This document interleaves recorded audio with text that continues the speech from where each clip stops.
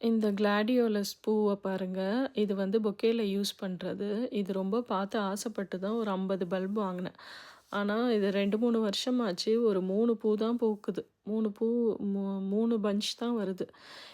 இந்த இதில பாருங்க லாஸ்ட் இயரும் இது பூத்துச்சுது. 14 பூ இருக்கு. இப்ப லைனா அந்த கவுண்ட் பண்ணி பார்த்தீங்கன்னா 14 இருக்கும். ஸோ இது வருஷம் போக போக ஜாஸ்தி ஆகுதா என்னன்னு தெரியல. இப்ப மத்ததில பார்த்தீங்கன்னா, ஒரு 10 பூ, 8 பூ அப்படித்தான் இருக்கும். சின்னதா இருக்கும். இப்ப போன வருஷம் வந்தது நான் பெருசா அத நோட்டீஸ் பண்ணல. இப்ப தான் கொஞ்சம் லாங்கா வந்திருக்கு. மத்ததுலலாம் வரவே இல்ல. 2, 3 தான். இப்ப இதுல பார்த்தீங்கன்னா, ஒரு 10 தான் வருது. அந்த 10 மொட்டு தான் வச்சிருக்கு. இதுலயும் அதே மாரி தான் 10 மொட்டு தான் வச்சிருக்கு. மத்ததுலலாம் வெறும் இல தான் இருக்கு. இன்னும் மேபி ஒரு 2, 3 இல்ல ஒரு 4, 5 வரலாம். அதுக்கு மேல பெருசா வராது.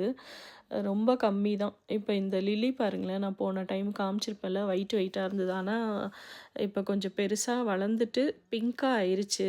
அந்த ஃபர்ஸ்ட்டு பூத்த பூ ஸ்டில் கொஞ்சம் ஒயிட்டா அப்படி தான் இருக்கு. பட் வாசம்ன்றது அந்த லாஸ்ட் டைம் அப்படியே சொல்லுவேன்ல, அந்த நறுமணம் அடிக்கும்னு. இப்படி கிராஸ் பண்றப்பலாம், கதவு தொறக்கறப்பலாம் அப்படியே குப்புன்னு அடிக்கும் நல்லா. அந்த மாரி பெருசா வாசம் கிடையாது. பட் மைல்டா ஒரு ஸ்மெல் ஒண்ணு இருக்கு. இப்ப கொஞ்சம் அந்த கலர்லாம் சேஞ்ச் ஆனோனே ஒரு மைல்டு ஸ்மெல் வருது.